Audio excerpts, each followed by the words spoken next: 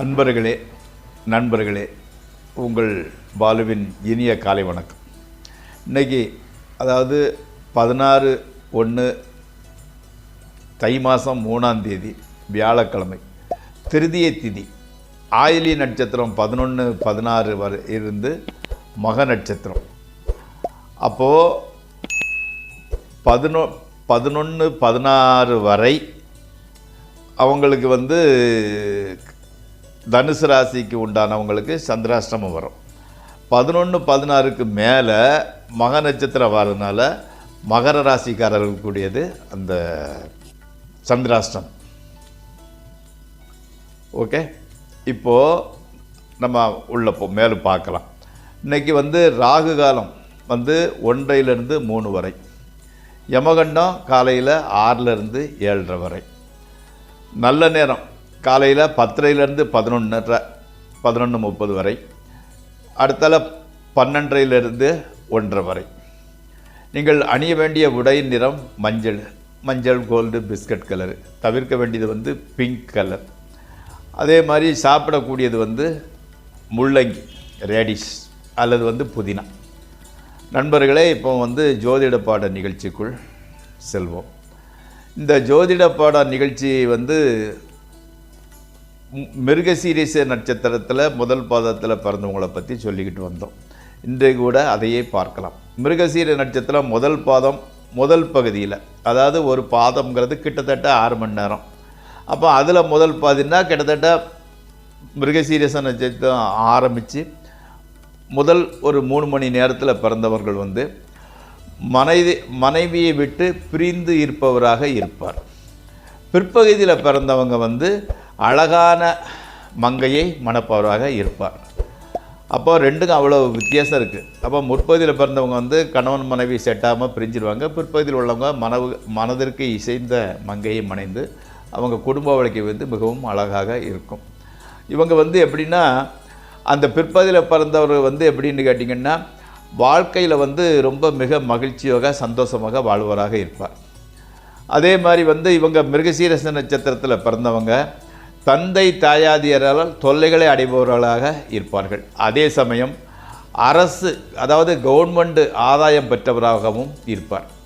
முதல் பகுதியில் பிறந்தவர் அரசு, அதாவது அரசாங்கத்துறை, மருத்துவம், காகிதம், கட்டுமானம், அதாவது கன்ஸ்ட்ரக்ஷனு, அடுத்தால பொன்பொருள் வணிகம் போன்றவற்றால் பணம் சம்பாதிப்பார்.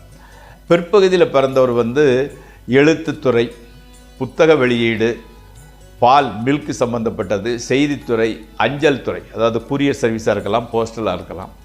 அதில் அதன் மூலம் சிறைப்படையக்கூடியவராக இருப்பார்கள். இவங்க எந்த காரியத்தை எடுத்தால் கூட இனிதாக முடித்து விடுவார்கள்.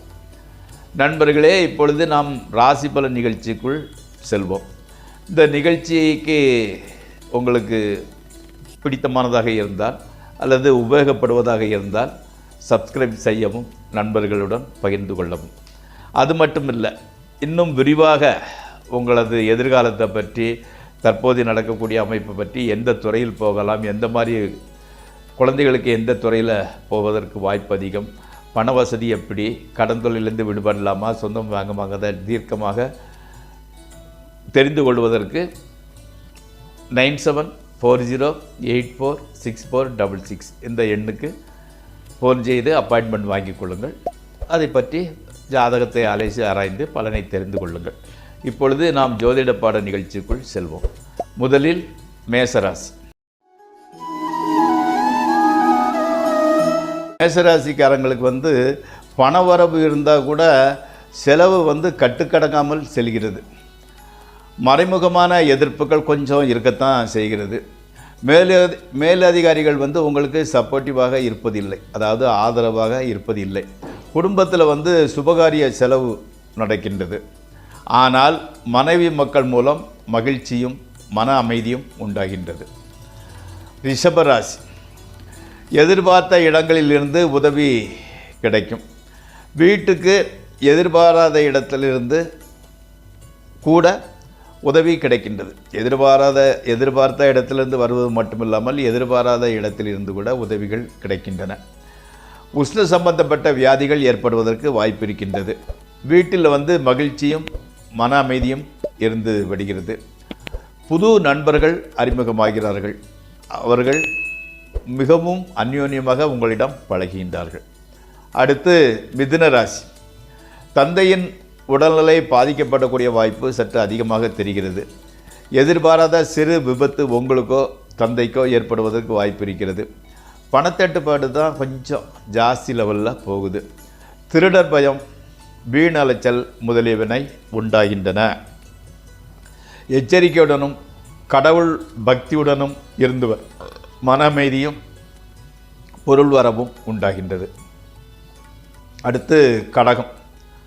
பிரயாணங்களினால் பெரிய ஆதாயம் எதுவும் கிடைப்பதில்லை, ஏற்பட போவதில்லை. அதனால் அதை தவிர்த்து விடுவது நல்லது. அடுத்தால வந்து மனைவியுடன் வாக்குவாதம் பெரிதாகி அது மனத்தாங்கலில் கொண்டு போய் விடுகிறது. தொழிலில் வந்து நீங்கள் படக்கூடிய கஷ்டத்துக்கு தகுந்த மாதிரி பலன் கிடைக்கவில்லை. உடல் நலத்தில் வந்து கொஞ்சம் கேர் எடுத்துக்கோங்க, கவனம் செலுத்தி கொள்ளுங்கள். அடுத்து சிம்மராசி. தூரதேசத்திலிருந்து நல்ல செய்தி வருகின்றது. மறைமுக எதிர்ப்புகள்லாம் விலகி விடுகின்றன. இந்த எந்த தொழில் நீங்கள் செய்கிற தொழிலில் நல்ல லாபமும் முன்னேற்றமும் காணப்படுகின்றது. விரோதிகள் கூட நண்பர்களாக மாறிவிடுகின்றார்கள். அவர்கள் மூலம் நன்மையும் விளைவுகின்றது. பொருள் சேர்க்கை உண்டாகின்றது. அடுத்து வந்து கன்னியை ராசி. வெளியில் எவ்வளவு பிரச்சனை இருந்தால் கூட வீட்டுக்கு வந்துட்டிங்கன்னா நல்ல அமைதியாக இருக்குது. ஒரு மகிழ்ச்சியான சூழ்நிலை, எல்லா டென்ஷனும் விலகி விடுகின்றது. குடும்பத்தில் வந்து அவங்கள வந்து மனைவி மக்கள் உதவியும் ஆறுதலுமாக இருக்கின்றார்கள். அதனால் வந்து உங்களுக்கு ஆட்டோமேட்டிக்காக மனதைரியமும் நம்பிக்கையும் உண்டாகின்றது. அரசாங்க அதிகாரிகள்னால் பிரச்சனை ஏற்படுகிறது. அடுத்து துளாராசி. செலவினங்கள் வந்து கொஞ்சம் ஜாஸ்தி தான் போய்கிட்டு இருக்குது. ஆனால் பணத்தட்டுப்பாடுங்கிறது இல்லை. மனைவி மக்கள் வந்து மகிழ்ச்சி சந்தோஷமாக தான் இருக்கிறாங்க. அவங்கள எந்த பிரச்சனையும் இல்லை. அவர்கள் மூலம் அவங்கள பார்க்கறது உங்களுக்கு மன நிம்மதியும் மகிழ்ச்சியும் கிடைக்கிறது. சிலருக்கு வந்து தூரதேச பிரயாணமும் அதன் மூலம் நன்மைகளும் கிடைக்கக்கூடும். அடுத்து விருச்சிக ராசி. இன்றைக்கி வந்து மனசு வந்து ரொம்ப ஈஸியாக அமைதியாக இருக்கின்றது. கவலைகள் வந்து கொஞ்சம் குறைஞ்சிடுச்சு. உத்தியோகம் பார்க்கிறவங்களுக்கு வந்து மேலதிகாரிகளின் ஆதரவும் உதவியும் கிடைக்கின்றது. குடும்பத்தில் வந்து நல்ல காரியங்கள் நடக்கின்றன. நண்பர்கள் சுற்றத்தினரிடம் நல்ல விதமான உறவு இருக்கின்றது. அடுத்து தனுசு ராசி.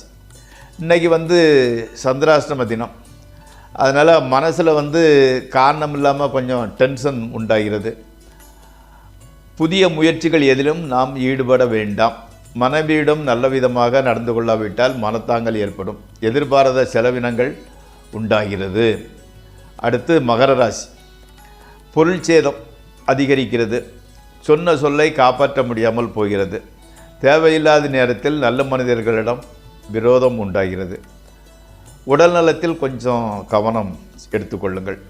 கணவன் மனைவி உறவு பரவாயில்லை, அவ்வளோதான். அடுத்து கும்பராசி. கணவன் மனைவி மத்தியில் இன்றைக்கி வந்து சுமூக உறவு இன்னும் ஏற்படவில்லை. உத்தியோகம் பார்ப்பவர்களுக்கு மேலதிகாரிகளின் உறவு நல்லபடியாக இருந்தாலும் அதாவது கூட வர பார்க்க கொலீக்ஸ் அவங்களால பிரச்சனைகள் உண்டாகிறது. மேலே சுப்பீரியர்ஸ் வந்து உங்களுக்கு சப்போர்ட்டிவாக இருப்பாங்க, எந்த பிரச்சனையும் கிடையாது. கூட வேலை பார்க்குறவங்களால பிரச்சனை உருவாகின்றது. வெளியூர் பிரயாணங்களினால் மன அமைதி கிடைக்கின்றது. அடுத்தால வந்து கணவன் மனைவி உறவு கொஞ்சம் சொல்கிறோம் இல்லையா, வெளியே வந்து நல்லபடியாக இருக்கிறீர்கள், ஆனால் உள்ளுக்குள் இன்னும் சுமூகமான உறவு ஏற்படவில்லை. அடுத்து மீனராசி. வழக்கு விவகாரங்களில் எதுவும் இருந்தால் அதில் வெற்றி கிடைக்கும் கண்டிப்பாக. பொருள் வரவு ஓரளவு நன்றாக இருக்கிறது. செலவுகள் வந்து கட்டுக்கு அடங்கியே இருக்கின்றது. மன நிம்மதி உண்டாகின்றது. ஸ்பெக்குலேஷன், ட்ரேடிங் ஆகியவற்றில் லாபம். ஓகே. குடும்பத்தில் வந்து மகிழ்ச்சி நிலவுகிறது. தெய்வ பக்தியில் ஈடுபாடு அதிகரிக்கிறது. நண்பர்களே, இந்த ராசிபலன் நிகழ்ச்சி இத்துடன் முடிவடைகிறது. நாளை மீண்டும் சந்திப்போம். உங்கள் பால்.